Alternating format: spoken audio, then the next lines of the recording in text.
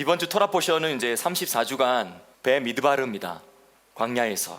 저번 주에 레위기가 끝났고 민수기가 시작하는 것이죠. 이 민수기는 이제 출애굽의 40년의 기간 중에서도 앞에 1년 1개월은 이제 이집트에서 시나이 산에 도착해서 시나이 산에서 성막을 짓고 또 이제 출발 준비를 다 하는 시간을 보낸 것이죠. 그리고 나서 이제 백성의 수를 세알입니다. 사실 정확하게는 민수기 하니까 이제 백성 민자에다가 수를 센다 이렇게 해서 민수기지만 사실은 백성의 수를 세하는 것이 아니고 군대의 수를 센 것이죠. 20세 이상 전쟁에 나갈 수 있는 인원을 센 것이 민수기입니다. 그리고 나서 이제 나팔을 불면서 이제 행진을 하는 이 38년에 나머지 이제 40년째의 이야기들은 또 신명기에 있으니까요. 처음 1년 빼고 마지막 신명기 1년 신명기의 1년 정도의 기간을 빼면 이 38년의 모든 기간의 내용이 바로 이 민수기의 내용이 되는 것이죠.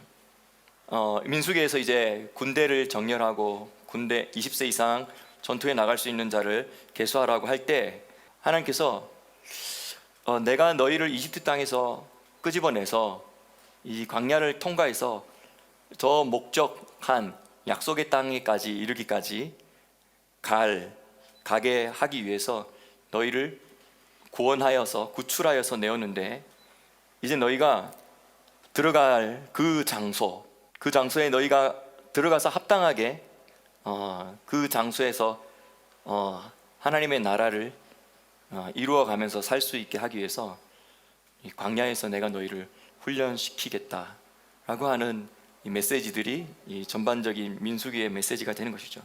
출애굽할 때 하나님께서는 출애굽한 이유를 이렇게 이야기합니다. 출애굽기 6장 7절 너희를 내 백성으로 삼기 위해서 또 나는 너희 하나님이 되게 되고 너희는 내 백성이 되게 하기 위해서 나는 애굽 사람의 무거운 짐 밑에서 너희를 빼낸 너희의 하나님 여호와인 줄 너희가 알지니라. 레위기 11장 45절에도 이렇게 이야기합니다. 나는 너희의 하나님이 되려고 너희를 애굽 땅에서 인도하여 낸 여호와니라. 너희의 하나님이 되려고. 사실 이미 하나님과의 관계가 없는 건 아닌데 하나님은 계속 너희의 하나님이 되려고 좀 더 친밀하고 깊은 단계에서 진짜 하나님의 백성, 진짜 하나님과의 관계를 이제 올바로 이뤄가는 것, 이걸 너무너무 사모하시는 것이죠.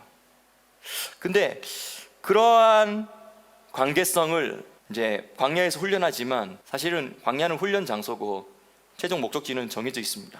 이 최종 목적지가 정해져 있는데 그것은 바로 예루살렘이죠.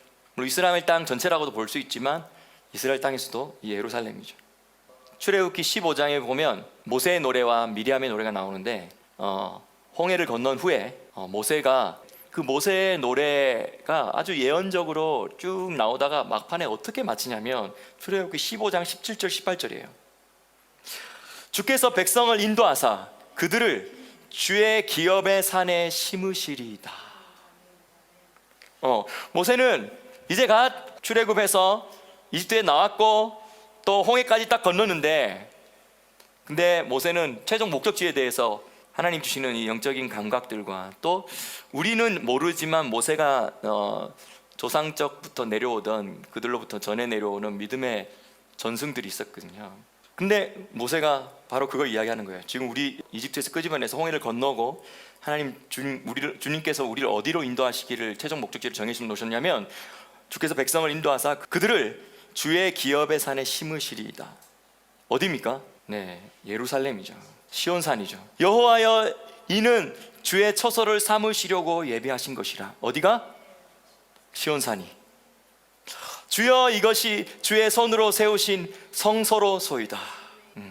아직 그곳에 사실은 성소가 세워지지 않았고 가나안 7족속이 차지하고 있었죠. 근데 그곳에 성소가 세워질 것에 대한 것을 모세가 믿음으로 내다보기도 하는 것이죠. 그러면서 그곳에서부터 여호와의 다스림이 영원 무궁하시도다. 이러한 그림들을 모세가 가지고 있었다는 것이죠. 그런데 이제 여기에 심는다라는 단어가 나오는데요.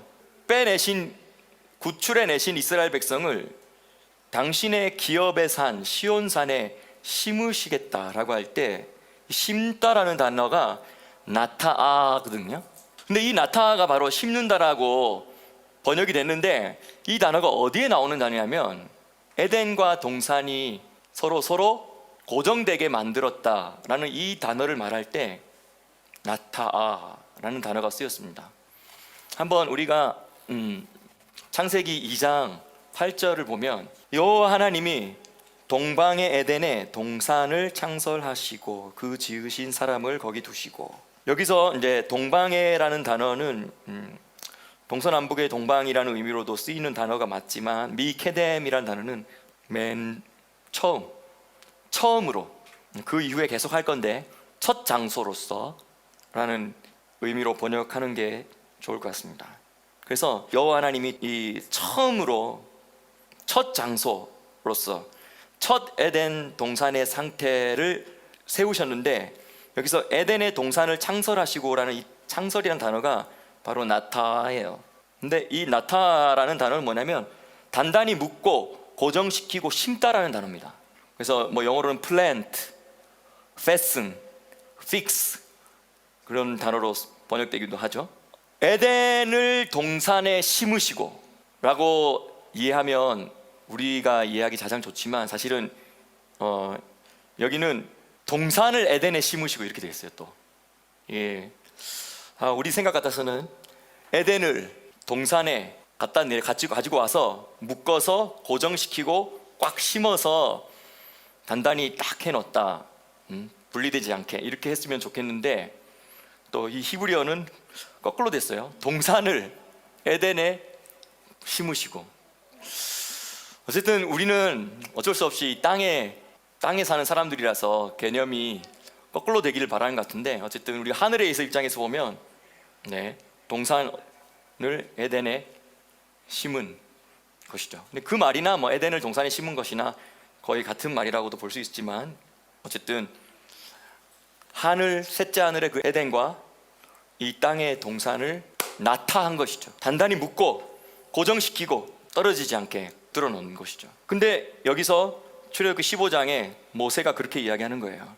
주께서 백성을 인도하여서 그들을 주의 기업에 산 그 시온에 그들을 나타하겠다는 거예요. 단단히 묶고 고정시키고 심어서 떨어지지 않게 하시겠다는 것이죠. 아담부터 시작한 이 인류 역사, 에덴 동산에서 쫓겨난 이후 인류 역사가 계속 진행되고 있습니다.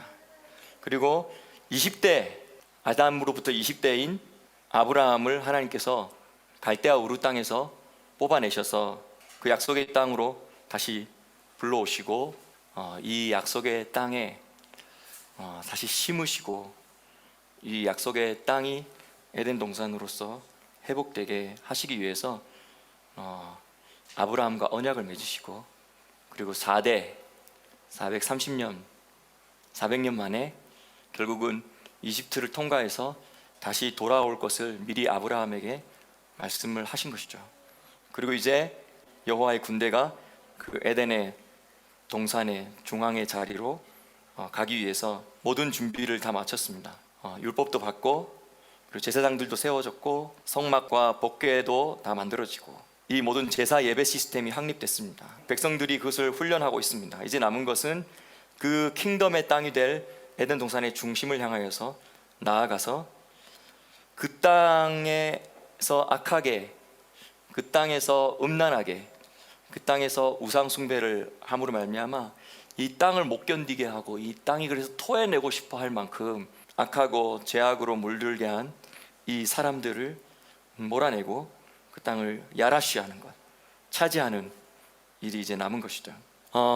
그렇기 때문에 하나님께서는 이 이스라엘 백성의 군대를 계수하라고 민수기에서부터 시작되는 것이죠. 하나님의 군대를 정렬시키고 준비시키셔서 그 군대가 그 땅의 중앙으로 들어가서 그 군대가 호위하는 호위를 받으면서 주님의 임재와 법궤와 주님의 보좌가 거기 있을 수 있도록 하기 위해서 하나님께서 하나님의 군대들을 훈련시키는 것이 바로 이 민수기의 이야기입니다. 그래서 이스라엘 백성들이 머무는 곳을 이제 군대들의 진영이라는 뜻의 마하네라고 불러요. 마하네는 군대들이 진을 친 장소를 마하네라고 하잖아요. 근데 이 이스라엘 백성이 12지파가 진을 쳤다라고 할 때 이게 마하네라고 하는 것이죠. 마하네는 군대들이 진을 치는 장소를 마하네라고 합니다. 그래서 우리가 마하나임이라는 것은 또 두 군대들의 진영이라는 뜻이 되겠죠. 그래서 하늘 군대가 있고 또 땅 군대가 있는 것이죠. 그러면 창세기 2장 1절 우리가 창세기 할 때도 나누었는데 창세기 2장 1절에 창세기 1장에서 창조 이야기가 쭉 나오다가 6일이 꽉 차고 7번째 날이 시작하는 그 타이밍에 모든 것이 다 마쳤습니다. 다 이루게 되었습니다. 그래서 천지와 만물이 다 이루니라 이렇게 표현하고 있는데, 이 천지와 만물이 다 이루니라 라는 이 구절이 히브리어로는 이렇게 됩니다. 바 예클루 하샤마임 베하아렛 베콜 즈바암 이라고 합니다. 왜 이클루 할 때 클루 이 단어는 완성하다, 마쳤다, 마무리했다 라는 단어입니다. 우리가 저번에 이거 나눴는데 예수님께서 십자가 위에서 다 이루었다 라고 말할 때 이 현대 히브리어 신약 성경이 있거든요. 버전이 두 개 있어요. 근데 그 현대 히브리어 신약 성경, 다시 말하면 유대인들이 신약 성경을 히브리어로 번역한 그 성경에 예수님께서 이 마지막 외침이 바로 쿨라 다 이루었다 이렇게 외쳤다라고 번역을 해줬어요, 히브리어로. 근데 그거는 똑같이 동사로 쓰면 다 이루었다 라는 뜻이 되지만 칼라 하면 무슨 뜻이냐면 나의 신부야 라는 뜻이 또 돼요. 그 되게 두 언어가 겹쳤어요. 우리나라 말하면 뭐 배, 먹는 배, 타는 배 이런 것처럼 히브리 말로 칼라 하면 내가 이거 다 지불했고 다 이루었고 나 쪽에서 할 수 있는 건 내가 다 했다, 이제 끝났다, 완성했다 그런 뜻이잖아요. 근데 또 그것이 명사로 만약에 들린다면 그게 신부 하면서 예수님께서 숨을 거두셨어요. 창세기 2장 1절에 그래서 바 예클루라고 하면 이건 이제 다 이루었다. 뭐가 이루었냐? 하샤마임 하늘들이 다 창조되어지고 만들어졌다. 베하 아렛 그리고 이 땅이 만들어졌다. 베콜 즈바암 즈바암은 아도나이 제바옷 할 때 제바옷은 만군이란 뜻이죠. 많은 군대란 뜻이에요. 근데 제바암 하면 그들의 군대라는 뜻입니다. 그래서 하늘들과 땅과 또 하늘들의 군대들을 하나님이 다 만들어 놓으셨다라는 뜻이죠. 그리고 나서 출애굽 여정 가운데 초반에 이스라엘 백성들을 향해서 하나님은 아직은 사실은 훈련도 되지 아니하고 오합지졸과 같은 사람들임에도 불구하고 하나님은 출애굽한 그 백성들을 여호와의 군대가 나왔다라고 표현하고 있어요. 하나님은 아직은 오합지졸과 같은 훈련도 되지 않은 군대지만 하나님이 가지고 있는 하나님의 믿음의 눈으로 이스라엘 백성을 뭐로 본 거예요? 군대라고 본 거예요. 지금 하늘도 만들어지고 땅도 만들어지고 그러니까 하늘들의 모든 군대들이 다 만들어졌어요. 왜 하늘에 군대가 있을까요? 그것은 바로 하늘에 하나님의 보좌가 있기 때문입니다. 가장 높은 하늘에 하나님의 보좌가 있는 왕이 계신데 왕을 보위하고 왕을 호위하는 그런 보디가디들이나 그런 신하와 같은 역할로, 맞죠? 하나님을 다 보위하고 하는 것들이 겹겹이 하늘에 있는 거예요. 그 천사들이 알현하는 거죠. 왕 앞에 나아가서 다 아련하고 다 경배하고. 지금 낮은 단계에 있는 천사들이 이 높은 단계의 천사들이 하나님 가까이에서 하나님을 경배하고 찬양하고 그 빛을, 그분으로부터 나오는 이 빛과 그분으로부터 나오는 음성을 가까이서 듣는 것을 부러워한대요.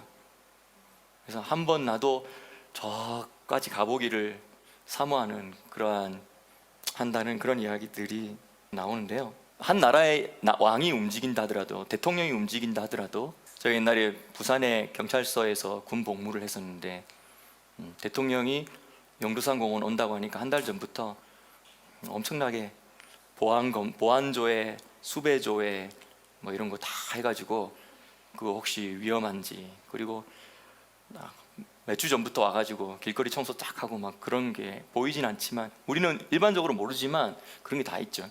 그래서 에스겔서 1장도 마찬가지 맞죠?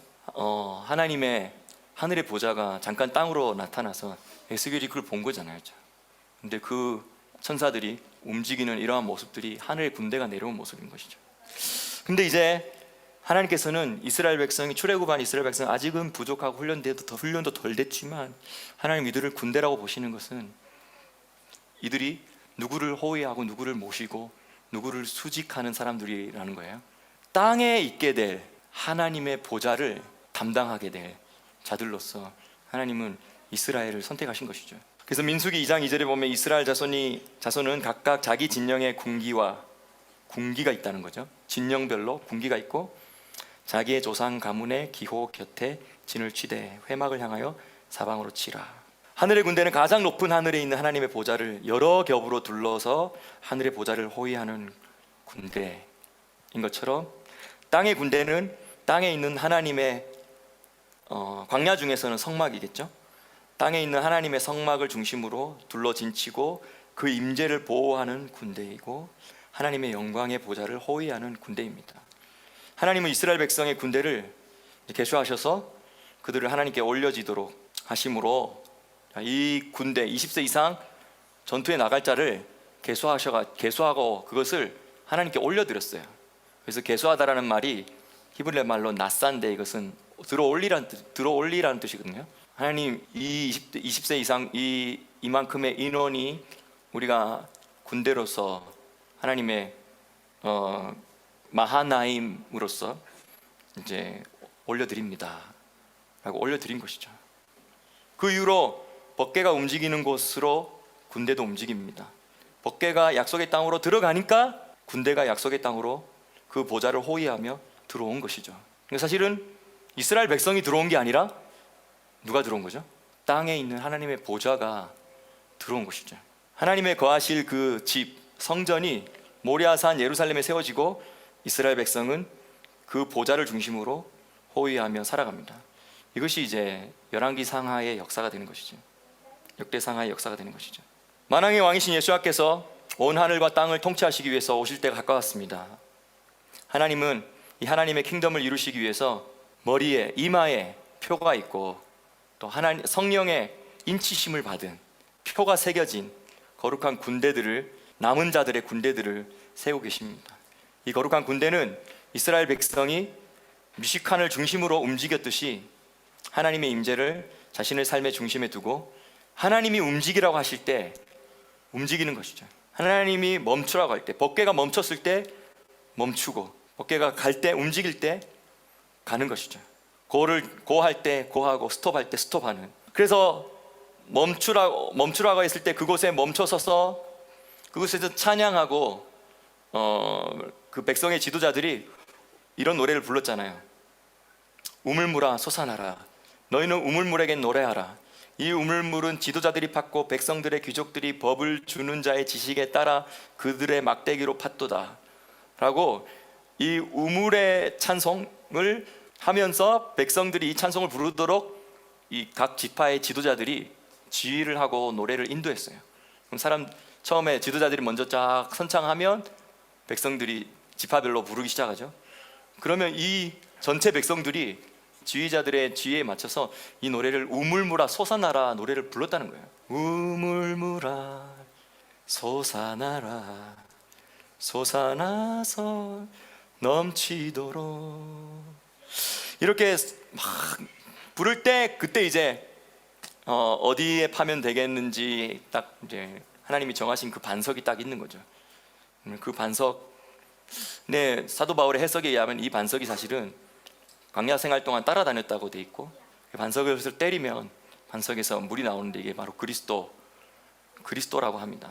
그래서 이 백성들이 하나님이 가라고 하면 가고 멈추라고 멈추는 것도 중요하지만 멈춰 섰을 때 제일 처음 했던 중요한 일이 바로 뭐냐면 물의 근원을 만들어내는 일이었어요. 생수가 터지게 하는 일이었어요. 근데 이게 바로 지도자들이 하는 역할이라는 것이죠. 나시라고 불리는 이 각 지파의 우두머리들이 이 일을 하게 되는데, 이 일을 하게 되는 과정이 이렇다는 겁니다. 먼저 이제 정착을 했는데 이제 물이 없으니까, 맞죠? 근데 정착을 딱 하면 백성들을 다 세워서 준비하고 지도자들이 먼저 선창을 하고 한번 쫙 부르면 이제 백성들이 또 지휘에 맞춰서 부르는 거죠. 그 노래 소리가 얼마나 아름답고 컸을까, 그렇죠? 근데 그때 이제 그 반석에 지팡이를 딱 대면서 물이 탁 터져 나오면 기뻐하면서 즐거워하면서 춤을 추면서 그 물을 마시고, 또 그 물은 처음에는 레위 지파 주변을 흘러서 또 12지파가 진을 친 곳으로 이렇게 물이 흘렀다는 것이죠. 그리고 특별히 오늘 이 포션에는 레위인들에 대한 이야기 주제들이 나오는데요, 하나님께서 레위인은 내 것이다 이렇게 말씀하시죠. 민수기 3장 12절 13절에 보면, 보라 내가 이스라엘 자손 중에서 레위인을 택하여 이스라엘 자손 중 모든 첫 해에 처음 난 자를 대신케 하였다. 레위인은 내 것이라. 처음 난 자는 다 내 것임은 내가 애굽 땅에서 그 처음 난 자를 다 죽이던 날에 이스라엘의 처음 난 자는 사람이나 짐승을 다 거룩히 구별하였음이니 그들은 내 것이 될 것임이라. 나는 여호와니라. 여기서 처음 난 자, 장자에 대한 이야기가 나오죠. 근데 출애굽기 4장 22절에 보면, 너는 바로에게 이르기를 여호와의 말씀에 이스라엘은 내 아들 내 장자라. 다시 말하면 열방 가운데서 이스라엘은 하나님이 내 장자라고 하는 거죠. 그래서 왜 장자라고 하냐면, 이 장자라고 하는 그 말에는 나를 섬길 자다라는 것이죠. 그러면 장자의 세 가지가 있는데, 이제 우리가 이것을 어떻게 알 수 있냐면, 르우벤이 원래는 첫째였지만 르우벤이 잘못함으로 말미암아 르우벤이 가졌던 이 삼중 장자의 축복이 나눠서 흘러갑니다. 하나는 유다에게 흘러가고, 그렇죠? 그래서 유다를 통하여서 왕들이 끊임없이 나오고 메시아가 태어나는 것이죠. 그렇죠? 그 또 두 번째는 레위에게 흘러가는 것이죠. 그래서 이것은 장자가 원래 아버지를 섬기는 일을 하고, 또 장자가 하나님을 섬기는 일을, 그래서 그 가족 중에서 장자가 제사장의 역할을 하는 거예요. 그런데 그 장자의 축복이 레위 지파로 흘러가는 것이죠. 그리고 또 하나의 장자의 축복은 이제 요셉에게로 흘러갔어요. 그래서 요셉은 땅과 소유, 그 아버지에 속한 모든 것들이, 복들이 요셉에게로 2배로 더블 포션으로 흘러갔죠. 원래 이건 다 르우벤이 실수하지 않았다면 다 르우벤이 이 삼중의 축복을 다 가지게 되는 건데, 또 그 르우벤이 실수했고, 또 이것이 한 사람에게만, 유다에게만 간 것이 아니라 유다에게는 왕권이 가고 레위에게는 제사장권이 가고 요셉에게는 이 물질의 모든 축복권들, 땅에서 누리는 축복권들이 다 흘러갔다는 거예요. 번성과 형통의 복이 다 흘러가 버린 것이죠. 그런데 이 이스라엘 자체는 열방 중에 장자입니다. 그 말은 뭐냐면 열방 중에서 나를 섬기라고 빼낸, 구별해 놨다. 그렇기 때문에 바로 파라오에게 가서 이르라. 이스라엘은 내 아들, 내 장자다. 나를 섬길 자다. 하면서 이제 Let my people go를 하게 되는 것이죠. 그런데 이제 이거는 초반인데, 이제 민수기쯤으로 넘어가면 이제 하나님이 그 시스템은 그렇지만, 근데 각 족속의 장자들이 그 역할을 다 하라고 하니까 이것도 너무 힘들고 어려우니까 이 장자들이 속전을 내고 레위 지파가 이 역할을 다 담당하게, 그래서 각 장자의 숫자와 레위 지파의 숫자를 이제 계수해서 이쪽으로 넘어올 수 있게, 그래서 혈통적인 장자의 역할을 누가 다 맡냐면 이제 레위 지파가 통째로 맡는 것이죠. 그래서 이제 민수기에서 말씀에 의하면 레위인은 내 것이다. 이제 레위인을 내가 장자의 제사장 직분을 맡는 자들로, 나를 섬기는 자들로, 나를 가까이 섬기는 자들로 빼냈다라고 하는 것이죠. 그리고 이 레위라는 말은 또 하나님과 연합됐다, 연합이라는 뜻이잖아요. 레위 자체가 연합이라는 뜻인데, 물론 레아가 이제 남편과의 간절한 연합을 사모하면서 셋째 아들의 이름을 연합 레위라고 지었지만, 근데 이 레위는 그 이후에도 사실은 어떤 일이 있을 때마다 하나님 편에 바짝 서서, 그죠? 그 하나님의 영광을 위하여서 하나님의 편에 서서 하나님을 위했던 그러한 아름다운 과거들이 있어서 결국은 하나님께서 예정하신 대로 레위에게 이 모든 것들이 흘러가게 된 것입니다. 제사장권이 이렇게 이제 흘러가는 걸 보면 원래 장자가 해야 될 역할인데 실수해서 넘어간 경우도 있지만 하나님의 섭리에 의해서 여기서 속전을 내고 이렇게 레위 지파가 장자 역할을 담당하게 하는 이런 것들을 본다면, 자 그러면 또 다시 이러한 레위 지파로서 우리 이방인들이 이런 레위 지파로서 하나님 앞에 부름 받아서 이 장자의 역할 중에서 이 제사장의 역할, 레위인의 역할을 하는 일들을 위해서 하나님이 우리 같은 이방인들을 뽑아서 쓸까요, 안 쓸까요? 네, 우리가 다 레위인입니다. 이 제사장의 역할을 하는 것이죠. 그래서 우리는 왕 같은 제사장입니다. 그래서 하나님께서는 우리에게 이 예배를 통하여서 하나님 앞에 특별히 제사장의 직무를 감당할 수 있도록 여러분들을 불러 뽑으시고 세우셨다라고 제가 하나님 감동을 주시는데, 근데 이 레위인들의 직무는 히브리 말로 샤레트라고 해요. 샤레트인데 또 다른 말로는 또 짜바라는 말도 쓰기도 하고, 근데 샤레트는 이런 말이에요. 수종들다는 뜻이에요. 수종들다. 근데 여러분, 우리 샤밧 때 유대인들이 가장 많이 유명하게 부르는 이 샤밧 노래가 있어요. 그게 뭐냐면 샬롬 알레이켐 말라케 하샤렛, 여기 샤레트 나오죠. 말라케 엘yon 미멜렉 말라케 함라킴 하카도시 바루크. 이 내용이 뭐냐면 우리 기독교 쪽 찬송에는 이런 찬송이 제가 본 적이 없는데, 뭐냐면 우리를 섬기라고 전능하신 하나님으로부터 보냄받은 천사들 안녕, 이런 노래야. 이 샤밧 때 이거 부른다는 거예요. 이거 번역하면 좋겠다. 내가 약간 의역해서 우리를 섬기기 위해서 전능자로부터 보냄받은 천사들 안녕. 네. 그러면서 말라케 하샤렛, 이게 뭐냐면 샤렛, 수종두는 뜻이죠. 히브리서 1장 말씀이 뭐냐면 천사들은 구원받을 후사들을 섬기라고 보내신 자들 아니냐. 우리가 하나님의 섭리에 의해서 또 너무 쉽게 천사 숭배로 빠지는 경향이 초대교회 때 있었기 때문에, 그리고 시대 때마다도 있었기 때문에 하나님이 이제 천사들에게 너희들 진짜 예전보다는 요즘 시대는 더 천사들이 안 보이도록 하나님이 더 절대 허락 안 하시는 것 같아요. 근데 사도행전만 보더라도 또 예수님 시대 때만 보더라도 그리고 이 구약 시대는 더 했죠.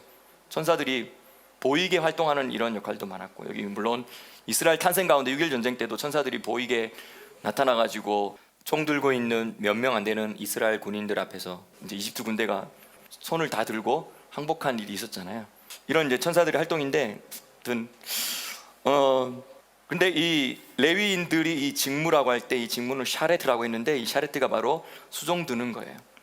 바로 뭐냐면 성소와 관련된 모든 일들을 수종 들고, 예배와 관련된 모든 일들을 수종 들고, 그것이 음악하는 일도 있고, 그는 성막의 기구를 매는 일도 있고, 그 외에 모든 재물을 다루는 일도 있고, 뒷청소하는 일도 있고, 그리고 뭐 예배가 제사가 진행되기 전에 미리 깨끗이 청소하는 일도 있겠고, 맞죠? 모든 허드렛 일들도 다 포함되는데, 이런 모든 일들을 수종 드는 거죠. 따라다니면서 있잖아요. 나 스스로 나서서 이걸 다 뒤처리하고 준비하고 섬기는 일을 하는 것이 바로 샤레트예요. 근데 하나님 우리에게 보낸 수호 천사가 우리에게 그렇게 해주고 있다는 것이죠. 근데 하나님이 이 샤레트라는 단어를 통하여서 레위인이 하는 것이 바로 그러한 일이다 라고 알려주시는 것이죠. 그리고 레위인이 이제 회막의 일을 한다라고 할 때 회막 봉사를 한다라는 한글 성경의 번역이 있는데, 이것은 또 샤레트가 아니라 짜바예요. 짜바라는 단어를 쓰고 있는데, 이 짜바는 뭐냐면 아까 아도나이 제바옷 할 때 짜바가 군대라는 뜻이죠. 이 짜바는 동사로 무슨 뜻이냐면 군 복무를 한다는 뜻이에요. 그래서 때로는 군대가 행진한다 라고 할 때 짜바라고 쓰기도 해요. 근데 아까 우리 창세기 2장 1절에 보면 콜 제바암이라고 했는데, 모든 군대들, 하늘의 군대들이 다 창조되었고 이루어졌다, 이걸 말하는 것이라고 했잖아요. 그런데 이 레위인들의 회막 봉사라는 이 단어가 그들 짜바라는 단어로 쓰였어요. 하늘의 천체들이 움직일 때도 이 단어가 쓰고요. 근데 땅에서 이 단어가 쓴 이유는 이들은 하나님의 군대들이기 때문에 하나님의 영광을 호위하고 보호하고 지키고 수호하고 하는 군대들이기 때문에 짜바라는 동사로서 레위인의 직무, 수종과 봉사를 표현하고 있습니다. 그래서 우리는 왕 같은 제사장과 또한 레위인의 직무를 맡은 자들로서, 특별히 대한민국을 하나님이 그런 예배자의 나라로 훈련시키셔서 그러한 예배자들이 열방을 선교로 섬기도록 하나님이 이 마지막 때 이렇게 하신 것이잖아요. 근데 우리는 레위인들이 이 성막을 다 뜯어 해체해가지고 그 레위의 세 아들들이 나눠서 이것을 또 운반하는 자들이었거든요. 여러분, 우리는 이 단순히 해체된 성막을 운반하는 자들이 아니라 우리는 물건을 나르는 것이 아니라 하나님의 영광의 거처를 나르는 자들입니다. 하나님의 영광이 움직일 때 하나님은 레위인들의 섬김이 필요했던 것이죠. 하나님의 영광을 운반하는 자들로 레위인들을 택하시고 그들의 어깨에 그 영광을 맡겨 주신 것입니다. 이 어깨는 하나님의 영광을 운반하는 일이 맡겨진 이 어깨는 이제 책임을 지운다는 뜻이잖아요. 하나님께서 여러분들에게 하나님의 영광을 나르는 자들로 여러분들을 부르셨습니다. 그러한 자들에게는, 군대로 부름받은 자들은 되게 사사로운 자기 일에 매이지 않는 것이죠. 이것이 최우선이 되는 것입니다. 모든 영역에서 이것이 내가 모든 것을 결정할 때 최우선순위가 되는 것이죠. 뭐가? 하나님의 영광을 나르는 일, 그리고 하나님의 영광을 보호하는 일, 하나님의 임재를 보호하는 일, 이 일에 우리가 부름을 받은 것입니다. 그래서 레위인의 삶은 자기의 것이 없습니다. 근데 결국 누가 다 책임져 주는 거예요? 하나님이 다 책임져 주는 거예요. 레위인의 모든 삶의 중심은 하나님이 거하시는 미시칸이었습니다. 마찬가지로 예배자들은 자신의 삶의 중심을 자기 자아가 아닌 하나님의 임재와 영광에 두어야 합니다. 우리는 하나님의 영광을 운반하는 운반자들입니다. 근데 이번 주 토라 포션에 신약 부분을 이야기하고 제가 이제 마치려고 하는데요, 이번 주 토라 포션에서 우리가 특별히 보는 것은 뭐냐면 우리가 바로 하나님의 영광을 담는 그릇이라는 거예요. 토기장이신 하나님께서 여러 종류의 그릇을 만드십니다. 토기장의 마음대로 귀 있을 그릇도 만들고 천 있을 그릇도 만드실 수 있는 권한이 하나님 그분께 있는 것이죠. 진흙 한 덩어리로 만든 이 토기의 그릇은 너무 쉽게 깨어지기 쉬운 질그릇이라고 표현해요. 그런데 긍휼의 그릇이라고 여기에 로마서 9장에 하나님의 영광을 담기로 작정된 긍휼의 그릇이래요. 근데 이것은 하나님이 작정하셨다는 겁니다. 하나님의 영광을 가득 담는 질그릇이라는 존재로서 하나님이 우리를 창조하시고 그렇게 작정하셨어요. 그런데 여기 왜 긍휼의 그릇이라는 뜻이 있냐면, 사실 따지고 보면 하나님 입장에선 저는 그런 생각이에요. 성령님께서 우리에게 내주하시잖아요. 근데 성령님이 우리 안에 내주하시는 건 되게 위험 부담을 많이 하셔야 돼요. 진짜 얼마나 우리가 성령님을 또 불편하게 할 수도 있고, 맞죠? 우리가 분노 에너지를 쓴다든지 때로는 음란의 에너지를 쓴다든지, 맞죠? 그러니까 사실 그러한 하나님하고는 너무 어울리지 않는, 거룩하지 않은, 우리를 부정하게 하는 그런 어떤 에너지들을 우리가 쓰고 있는 그 중간에도 성령님은 떠나시지 않고 우리 안에 계속 내주하시면서 계시는 거죠. 정말 위험 부담을 하시면서 들어와서 우리 안에 내주하시는 성령님에 대해서 아까는 천사들 샬롬 이렇게 했지만 우리가 정말 성령님께 샬롬 고맙습니다, 많은 위험 부담을 감수하고라도 내 안에 떠나지 아니하시고 내 안에 계셔 주셔서 감사합니다. 이건 바로 하나님의 이 긍휼의 그릇이라는 이 말이 잘 설명해 주는 것 같아요. 그 하나님이 영광을 이 그릇에 쏟아붓기로 작정하셨고, 그렇게 될 만한 합당하지 않은 자랄지라도 하나님이 긍휼함으로, 하나님의 긍휼함으로 그렇게 하시겠다는 거예요. 그리고 그 다음 구절에 오면 그 영광이 이는 그 영광이 얼마나 풍성한지를 나타내기 위한 하나님의 계획이라 라는 것이죠. 이 그릇은 9장 24절, 이 그릇은 우리니 곧 유대인 중에서뿐만 아니라 이방인 중에서도 부르신 자들이다. 열방 중에서 하나님의 영광을 담기로 작정하신 그릇으로서 우리가 부름을 받았고, 우리는 조금 자격이 미달된다 할지라도 긍휼의 그릇으로 이름이 적혀 있었다는 거예요. 그래서 주님이 그 영광을 부어주십니다. 그리고 그 영광을 나르는 자로서 하나님이 우리를 이 시대의 마지막에 제사장, 왕같은 제사장으로서, 레위인으로서 사용하시기를 원하십니다. 그렇게 하나님 앞에 헌신하는 자들에게 하나님께서 너는 내 것이다, 그리고 내가 너에게 나의 유업을 내가 너에게 주고 나의 영광을 내가 너에게 준다. 깨어지기 쉬운 토기로 만든 질그릇이 영광을 담는 그릇이 되게 하기 위해서 하나님은 긍휼한 마음으로 하나님의 백성들을 거친 들인 광야로 나가게 하십니다.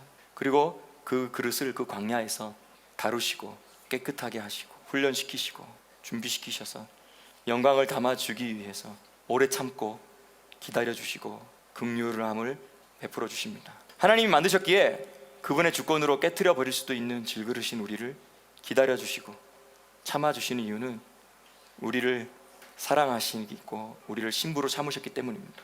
신부가 신랑의 사랑을 벗어나 다른 사랑을 찾아간 어리석은 신부라 할지라도, 이건 호세아서 이야기죠. 타이르고 설득하여서 돌이키게 하여 영원히 남편이 되어주어 내가 내게 장가들어 영원히 살리니 내가 여호와를 알게 되리라.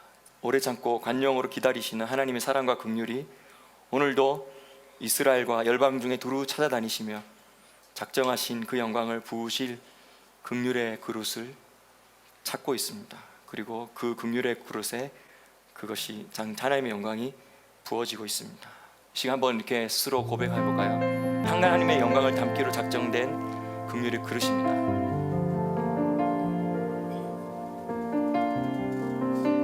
그리고 나는 하나님의 영광의 임재를 나르는 하나님의 군대입니다.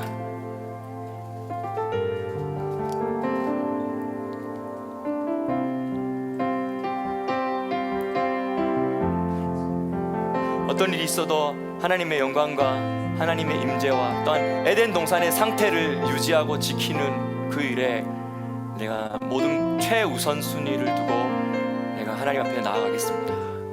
이렇게 우리가 이 시간 고백하고 기도하면 좋겠습니다.